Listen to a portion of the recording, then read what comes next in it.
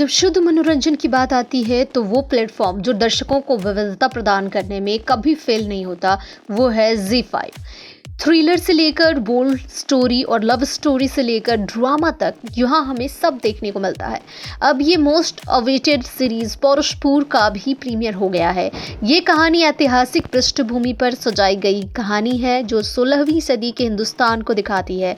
सदियों से महिलाओं को सिर्फ शरीर ही समझा जाता है, तो पुरुष जो है वो स्त्रियों पर राज करने की कोशिश करता है। पौरुषपुर भी स्त्रियों की ऐसी ही कहानी दिखाती है, जहां राजा भद्र प्रताप यानी अनु कपूर के राज्य में स्त्रियां मर्दों के गुलाम हैं।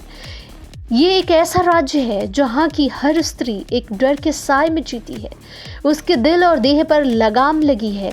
यहाँ का राजा बहुत कामी है लेकिन कमजोर भी, इसलिए सेक्स के नाम पर उस पर पीड़ा में ही मजा आता है।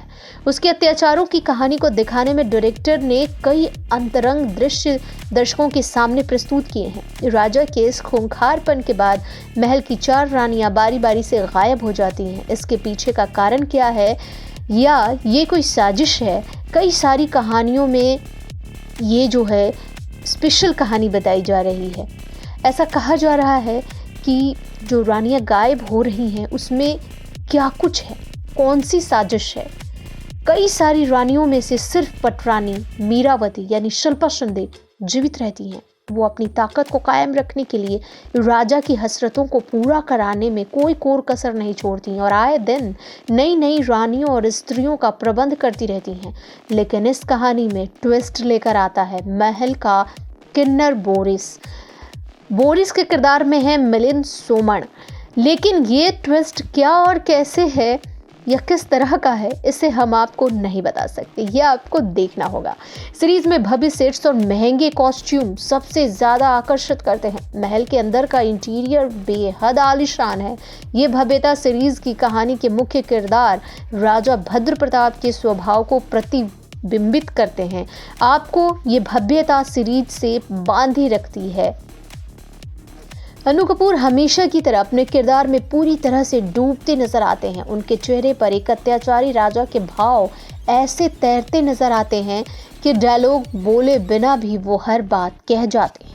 वहीं मिलिंद सोमन एक बार फिर बता देते हैं कि वो जो भी काम करते हैं उसे पूरी निष्ठा से निभाकर दर्शकों के साथ न्याय करते हैं।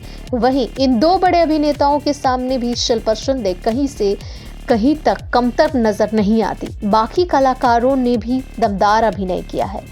इस सीरीज के डायलॉग की बात की जाए तो ये कहानी के हिसाब से कुछ हल्के महसूस होते हैं, जो सड़क पर बिकने वाले अश्लील साहित्य की याद दिलाने लगते हैं। पौरुषपुर के ट्रेलर ने आते ही लोगों का ध्यान खींचा था, लेकिन संवाद ने सीरीज का मजा कम कर दिया।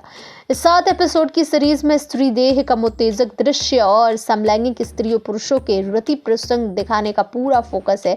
ये पूरी कहानी की जो पटकथा है वो वासना पर केंद्रित है। भव्य सेट और कॉस्ट्यूम आपके मन को मोह लेंगे, तो यकीन मानिए ये दृश्य आपको एक बार जरूर देखना चाहिए कि वाकई में ये फिल्म कैसी बनी है। वैसे जिसने भी बनाई है मेहनत तो बहुत की है। सचिंद्र ने बहुत ही ज़्यादा मेहनत की है और बहुत ही निष्ठा के साथ इसके तमाम कलाकारों ने भी काम किया है। अब आप दर्शकों को बताना है कि वाकई में ये फिल्म आपको कैसी लगी। तो देर किस बात की, झट से कमेंट कीजिए और हमें बताइए कि वाकई में ये फिल्म पौरुषपुर आपको कैसी लगी। देखते रहिए बिग स्क्रीन, सब्सक्राइब कीजिए, बेल आइकन जरूर दबाएं।